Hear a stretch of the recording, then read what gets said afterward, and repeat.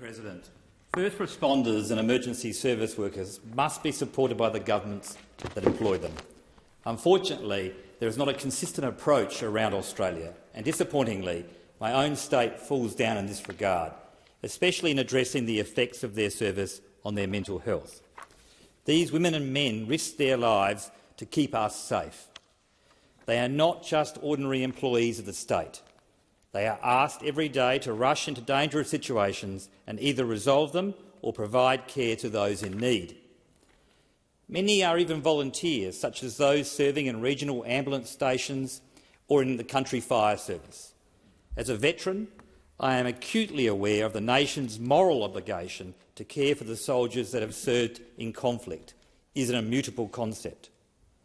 The identical moral compact must be extended by state and territory governments to their first responders and emergency service workers.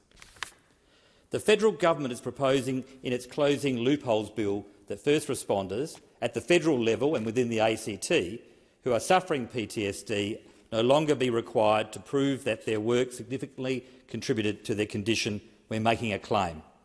While my party has difficulty with other aspects of this bill, I personally support this initiative. My former colleague from the South Australian Legislative Council, the Honourable Frank Pangello, has a bill before that chamber that seeks to likewise change these laws in my state. It is my hope all parties support the passage of Mr Pangello's bill. Honourable senators will be aware that I know many in the paramedic community through my volunteering with St John Ambulance and my subsequent advocacy for their noble profession. I have been consistent in my advocacy and even went so far as to march alongside my paramedic friends in 2021 when they joined together to protest against ramping levels under the then state Liberal government. Studies have demonstrated that paramedics are one of the most dangerous professions in Australia, working under extreme pressure and in a high-risk environments. Paramedics face burnout as a result of their service. They regularly experience sheer physical, emotional and mental exhaustion. They face high levels of workplace violence. They are twice as likely to develop PTSD than any other emergency service worker. They are twice as likely to suicide in comparison to the general public. To expect paramedics to endure a challenging and stressful claim process for their injuries is unacceptable and in my view is an act of cruelty. It is critical that first responders, emergency service workers and volunteers can access treatment before a workers' compensation claim is accepted. There will be the petty in my state parliament that may argue against such a proposal because of the cost. I ask that the South Australian Legislative Council ignore them. Members of this unhelpful disposition, such as the former Liberal Treasurer in the last government, have been consigned to the irrelevance they deserve. Morally, I do not see how the South Australian parliamentarians of any persuasion can stand in the way of this legislation, given there is broad acceptance of its need at the federal level.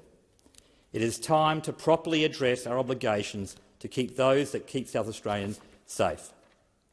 Further, with a greater focus on early intervention and prevention mechanisms, combined with helping workers and volunteers build resilience through training programs and support structures, there should be a reduction in the reliance on workers' compensation claims.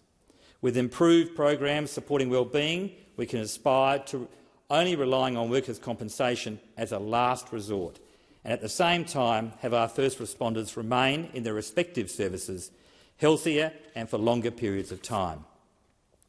There is already some fantastic work being done in South Australia to support paramedics. I recently toured Flinders University Paramedicine School and the Adelaide Institute for Sleep Health. Both have exceptional leaders, teachers and researchers. I thank the Vice-Chancellor, Colin Sterling, and the university's distinguished alumni, Anastasia Buesses, for facilitating these visits. The Paramedicine School is very mindful and focused on preparing its graduates for a career in which they will be constantly experiencing trauma and stress. The Institute is undertaking incredible research in sleep science, which will yield significant benefits for paramedics handling shift work. Studies show that lack of sleep increases the risk of mental health problems. We need a whole-of-government approach.